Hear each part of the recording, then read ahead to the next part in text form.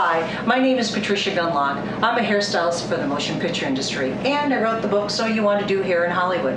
Today, I'm talking with some makeup artists that have worked in the industry for a very long time to give us pointers on what's a good way to run a department, prep for a show, how to act on set, be professional.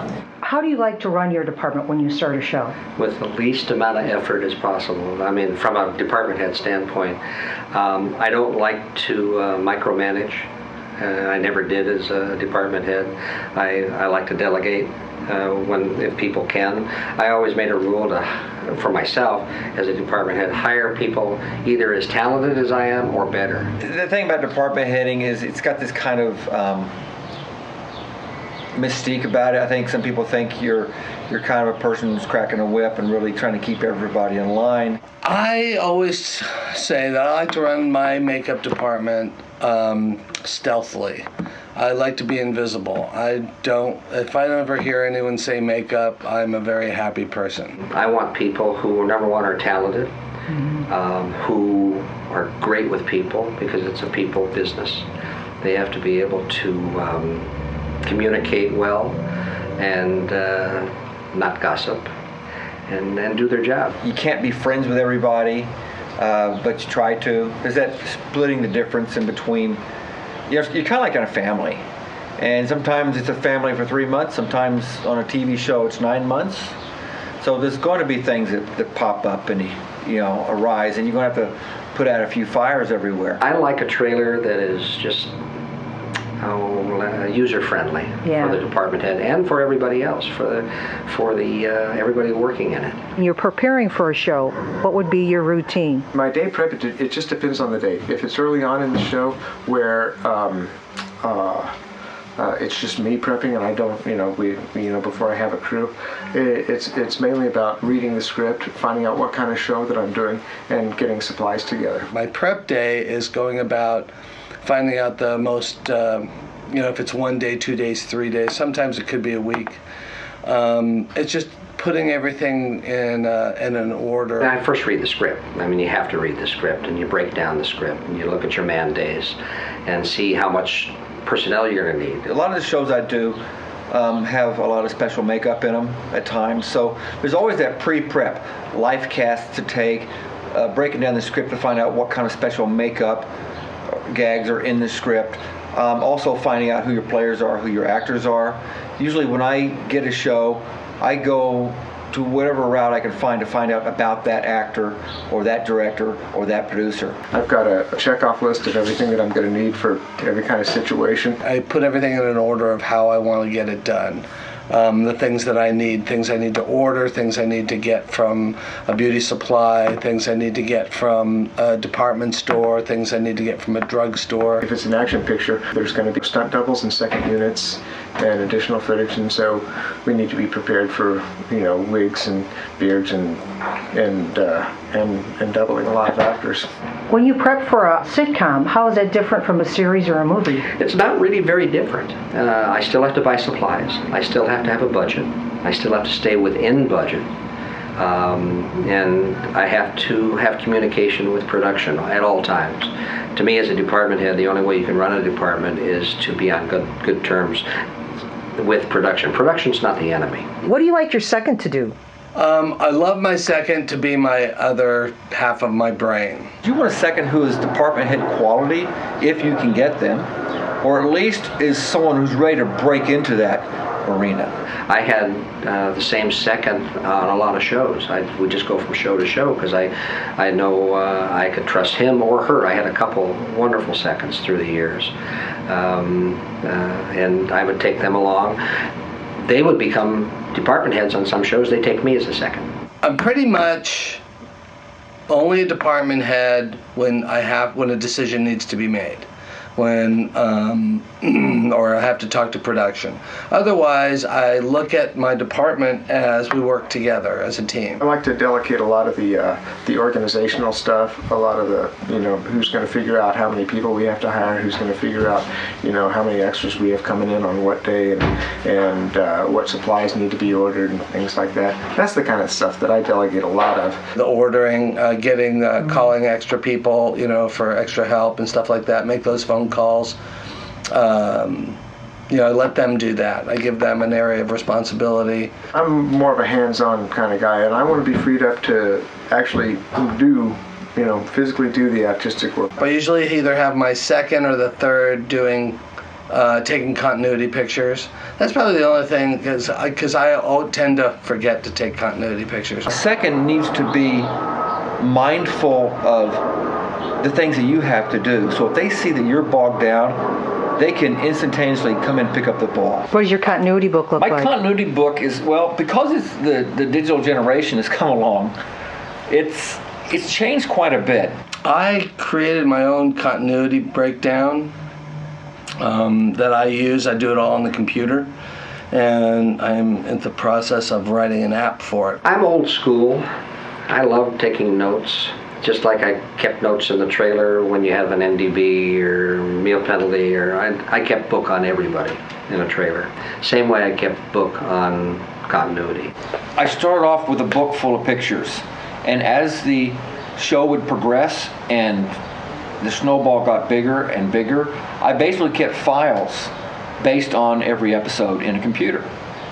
I would print out and make little continuity sheets of the actors. But I'd take two pictures. I'd have one to go up on the board, so I'd have a sequence board, and then I would also have in my script for scene 12A, on the Polaroid scene 12A, and I'd have the picture of you right at that page. So, and then with notes under that picture of what lipstick you had on, what the cut is under the eye, and I'd have arrows going to, or whatever I did makeup-wise. Say, for example, I'm doing a casualty or a distressed makeup. I try to design it in such a way that I pick natural scars, natural, placement of things that help me remember it. Maybe an actor has a little scar above his eye that you really can't see. That's usually something you correct. If I have a place to put someone gets cracked in the head, that's where I'm going to put it. Yeah. Because 2 months down the line, if I got to put it there again, it's where their scar is. It's important not to just take a camera and stick it right up close to someone's face, frame it on the wide angle, and then take the picture, because the actors are going to see those pictures and they're going to look like they're in a fishbowl and they're going to be pissed. I had a few disputes with the camera folks when I was first getting started in the 70s, because you weren't supposed to take pictures on the set. Even the Polaroids. You were supposed to have the set guy from 600, local 600, take your Polaroids. So you would have to do them in the trailer? Well, I'd secretly do them in the trailer. You weren't even supposed to do that. Wow. They'd get on you. I was brought up on charges, I think, twice by local 600, and then the DP, who my best friend on the set, two best friends on the set, I'd make friends with the DP because they save your life. They do nothing but make you look good, and they can do nothing but make you look bad if you piss them off. That was my first friend, and then the driver captain, because he'd get my car close to the makeup trailer. And then craft service too. Any kind of program like FileMaker Pro or Photoshop, you can create a template, put a photo on there, put the scene number, put the description of what you want, and put it in a file on a hard drive, and back it up. And that way, the continuity pictures, they don't get lost. There's lots of copies of them. Every department can get a disc. When the picture's over and I've printed out my book, I hand it to production, and it's all concise and nice, and it's got good pictures, and they're all printed on the paper. And then when it comes time for reshoots and production has lost the book, I have it in my computer. When you're working with actors, do you have a certain way you like to treat them, whether if they're high profile or not? Yeah. I like to be pretty stealthy and just, even if it's somebody I know for a long time, I like to just get in, get right to the point of what my ideas are and what I want to do and how I'm going to help them, and listen to what their ideas are. Just keep everything right on a professional level all the way through. I don't go in and I'm not interested in being anybody's friend. I'm interested in being friendly and professional, and that's it. I treat people the same way. Everybody has to put their pants on one leg at a time. Some very high-profile actors I've worked with are fantastic. They're such down-to-earth people. And I think really in general, and I've actually quoted this before, actors are just regular people. Just a lot of them don't know it.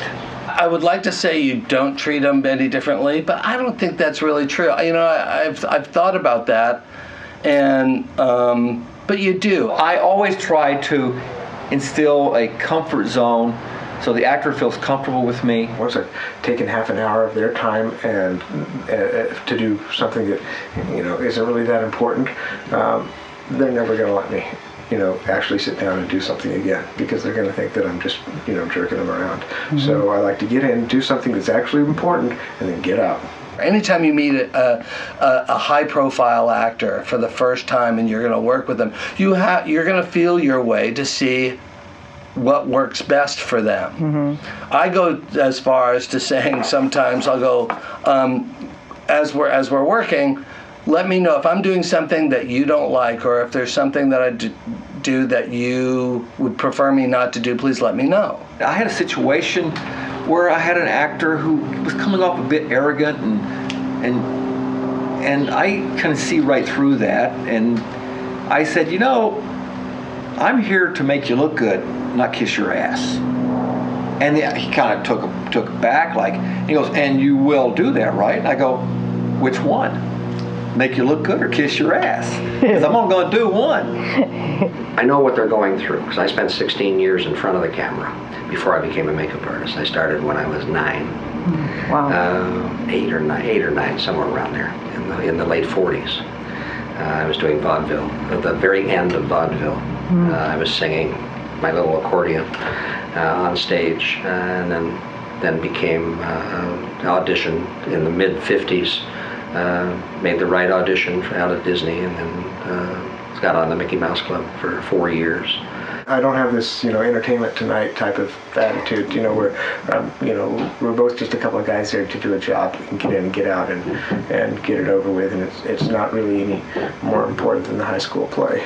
Now, there's a lot of money flying around, there's a lot of press, but let's face it, if the money was really important to the people who were investing in a movie, they wouldn't be investing it in a movie. I'm not trying to be their best friend. I'll be respectful of them. If they want to tell funny jokes and I want to tell a funny joke, if it's a comfortable place, after a while, we'll do that. But I'm not there just to spout off and blab, blab, blab.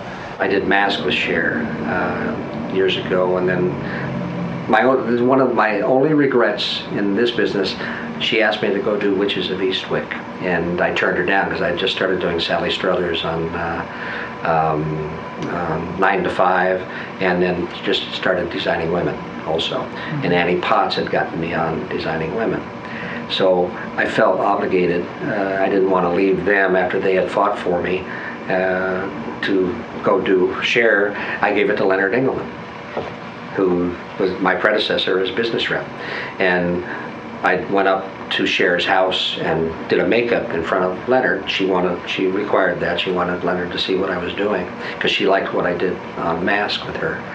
And she said to me, gave me a hug, says, "You'll be on my next picture." Well, I never worked with her again. Do you like to do background in the trailer with principal photography or principal actors? If it's a small amount of background. I tried to avoid that. I just don't think that it's, because you never know who you're going to get. Because I've been in a trailer when background has been in with first team and it turned ugly. But if it's more than 10 or 20 people, then there's going to be a background. Either a background trailer or a background tent. We always try to set up either another trailer or another area to have background done in, just because you don't know the people and you don't know who you're going to get. When it comes to running a department and there's a scene where there's going to be that many extras doing that many things, I create a new job, and it's called the department head of background. All right. So I make it actually somebody's job to run background and nothing else. That is their job. They're going to be hiring people. They're going to be maintaining a background continuity book. They're going to be dealing with production on man days and how many people they hire, and making sure that those people have supplies. Thank you for your time. Remember, always be true to yourself, and, well, have a good day. See ya.